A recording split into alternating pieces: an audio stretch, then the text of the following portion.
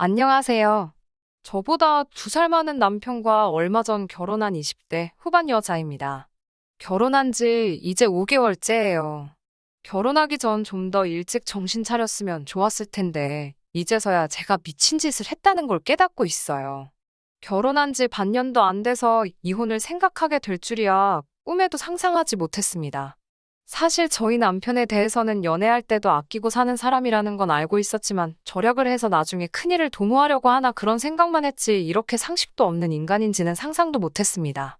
결혼 전 동호회 활동에서 만난 남편은 밖에서는 호탕하고 잘 웃는 사람이었어요.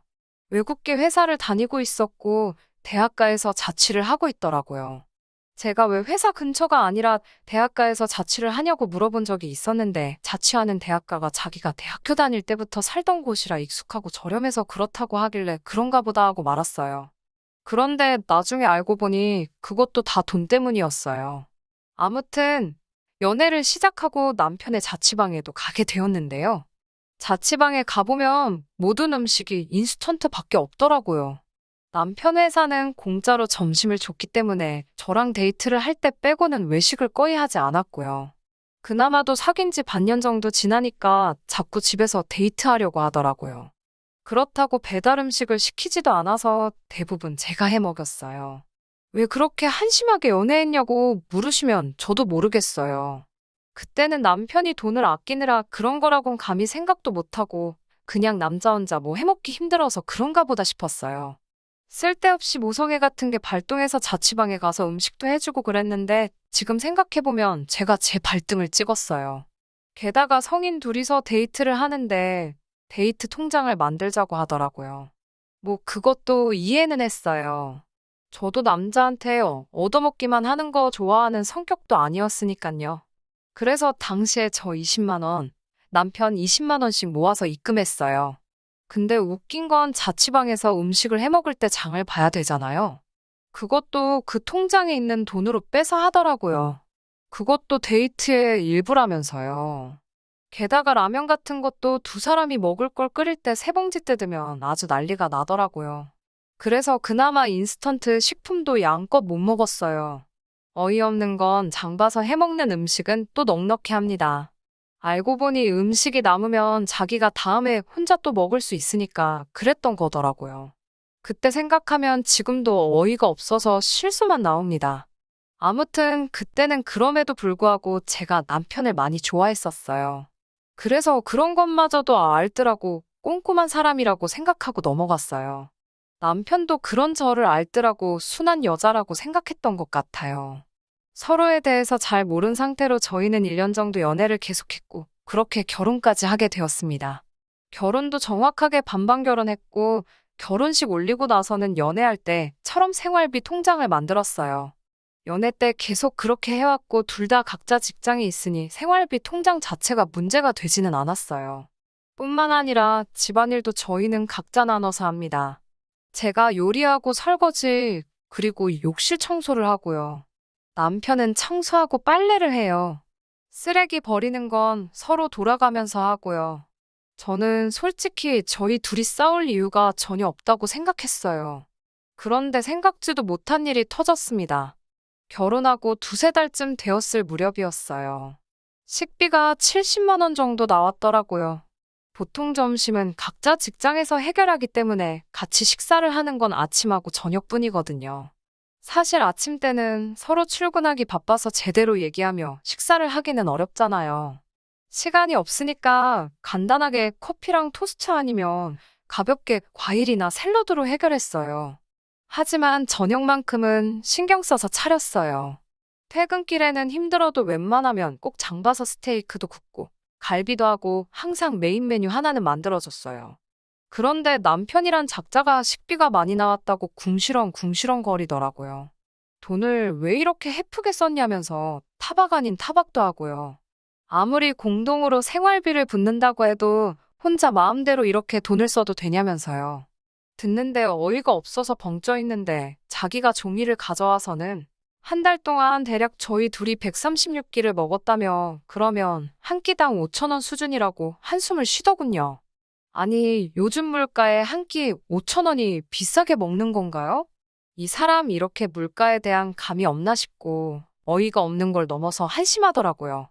이런 제 속도 모르고 이러다간 우리 생활비를 식비로 다 탕진해버리게 생겼다면서 이렇게 해픈 여잔지 몰랐다고 헛소리를 떠들더라고요. 그러면서 하는 말이 자기는 자취할 때 한 달 식비를 15만 원 정도밖에 안 썼대요. 그 소리를 그 다음 달 내내 앵무새 마냥 반복하길래 제가 그럼 식비로 15만 원만 내라고 했어요. 저는 35만 원 내고 사람답게 살겠다고요. 그리고 그 뒤로 아침엔 밥에 캔참치 하나 저녁엔 카레 하나 그런 식으로 인스턴트만 돌려서 줬어요.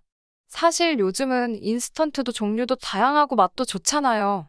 아, 물론 저는 제 손으로 직접 요리해서 정상 식단으로 먹었어요. 근데 웃긴 건 막상 이렇게 시작하고 일주일쯤 지나니까 남편 혼자 폭발해서 밥이 이게 뭐냐고 짜증을 내더라고요. 그래서 제가 남편에게 그럼 이제 당신 건 당신이 직접 차려 먹으라고 했어요. 그리고 청소도 구역 나누고 빨래도 각자 하자고요. 아니나 다를까 다시 일주일 동안 인스턴트만 먹더라고요. 그래서 내가 인스턴트 차려주니까 밥이 뭐냐고 짜증이더니 왜 계속 똑같이 먹냐고 빈정거려 봤어요. 그랬더니 저더러 요리할 줄 안다고 유세 부리냐고 묻더라고요. 진심 속으로 순간 뭐지 이 인간 싶었어요. 제가 당신이 해도 결국 똑같이 그것밖에 못 먹을 거면서 왜 나한테 뭐라고 하냐고 15만 원으로 뭘 바란 거냐고 제가 쏘아붙였어요. 그러면서 오빠 같은 사람이랑 애 낳고 살래 앞날이 막막하다고 궁상맞아 못 살겠다고 하니까 저더러 냉혈한이래요. 자기 남편이 이렇게 먹는데 하나도 신경도 안 쓴다면서 혼자 딴소리를 하고 있더라고요. 이때부터 진심으로 남편이 제정신으로 안 보이더라고요. 그래서 더는 상대 안 하고 주말만 기다렸어요. 시댁에 가기로 되어 있었으니까 가서 미친 척 남편에 대해서 한번 이야기나 해봐야겠다 싶어서요. 시댁 어른들은 그래도 상식적인 분들이라고 믿었으니까 분명 남편에게 한 소리 해주실 거란 기대도 있었고요. 근데 피는 못 속인다는 말이 딱이더라고요. 토요일 점심쯤 시댁에 도착했어요. 남편이 옆에 있었지만 개의치 않고 그간 있었던 일을 다 말했어요. 너무 힘들고 이게 뭐 하는 짓인지도 모르겠다고요. 그런데 제 말을 듣고 있던 시모랑 신우가 눈을 동그랗게 뜨더니 저를 쳐다보면서 지금 그래서 돈 달라는 거냐고 묻는 거예요. 그러더니 대뜸 우리 돈 없다면 네 남편이 15만 원을 주든 20만 원을 주든 저더러 알아서 하래요. 그러면서 남편이 아무리 돈이 없어도 시댁에 와서 남편 흉보는 건 멍청한 여자들이나 하는 짓이라면서 행동거지 조심하라고 저를 나무랬어요.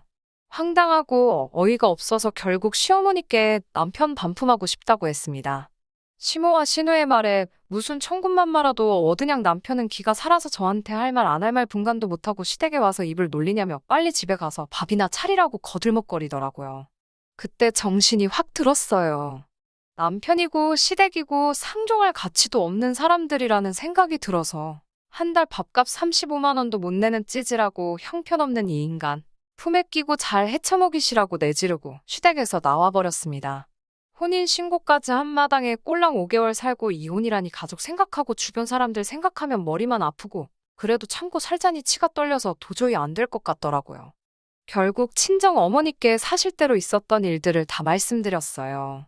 그러자 친정 어머니도 쪼잔한 남자랑 사는 것만큼 스트레스 받는 일이 없다며 아직 한참 젊고 능력도 있는데 뭐하러 그딴 남자한테 청춘 바치냐고 이혼하라고 하시더군요. 그날 밤 남편에게 곰곰이 생각해봤는데 당신네 가족 누구하고도 상식적으로 대화할 수가 없고 난 이런 감정 소모에 내 에너지를 쏟고 싶지 않으니 이혼하자고 했어요. 그러자 자기가 미안하다고 만나서 이야기하자고 연락이 왔더라고요. 그런데 어차피 말하고 설명해줘도 결국 못 알아들을 것 같아요. 이딴 인간을 진작에 알아보지 못하고 스스로 밥 해먹인 제 자신을 생각하면 지금도 스스로 한심해서 지금 이 순간도 너무 힘들어요.